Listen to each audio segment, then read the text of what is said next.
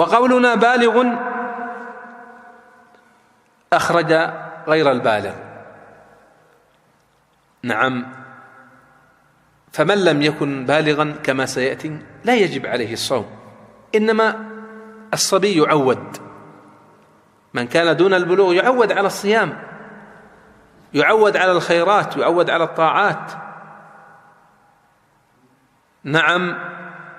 قال العلامة ابن عثيمين رحمه الله في الشرح الممتع: والبلوغ يحصل بواحد من ثلاثة أمور بالنسبة للذكر: إتمام 15 سنة، وإنبات العانة شعر العانة، وإنزال المني بشهوة.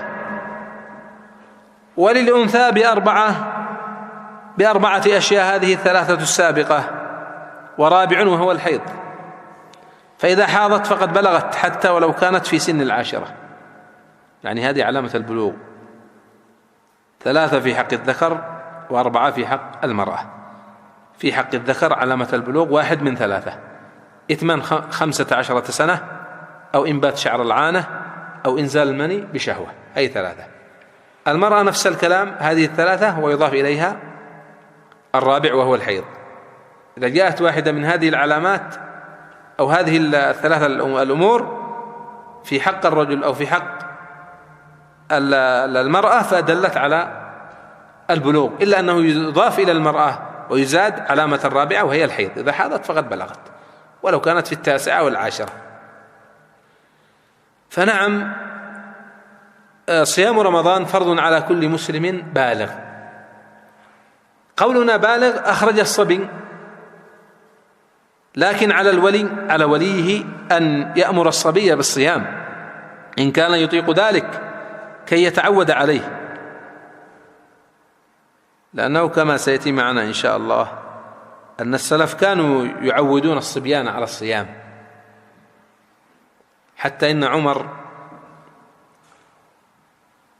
رضي الله عنه وأرضاه رأى رجلا في رمضان وهو سكران يشرب الخمر فضربه،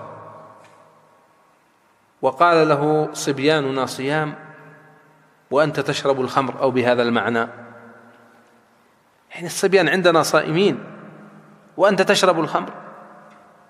فقلنا إن كثيرا من الناس، نسأل الله العافية والسلامة، إلا من رحم الله، يضعف إيمانه، ما يستطيع أن يصوم، لا لعذر شرعي عنده، إنما لهوى، يريد يأكل ويشرب الخمر في بعض البلدان ويدعي الإسلام.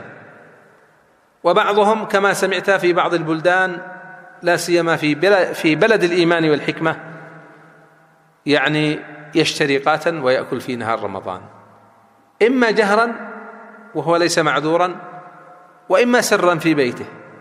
الناس صائمون وهم يأكل القات ويشرب الدخان. جريمة، والله جريمة عظيمة أن تمر هذه المواسم وأنت في غفلة وفي إعراض وفي بعد.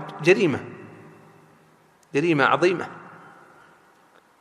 تخيل لو نزل بك الموت وأنت على هذه الحالة، جاءك الموت وأنت مفطر في نهار رمضان بغير عذر، أو تارك للصلاة بغير عذر شرعي، يعني ما تصلي بالكلية، ليس معذورا، يعني عذر باعتبار أن فقد الإنسان عقله. إذا فقد عقله الصلاة ليست فرضا عليه.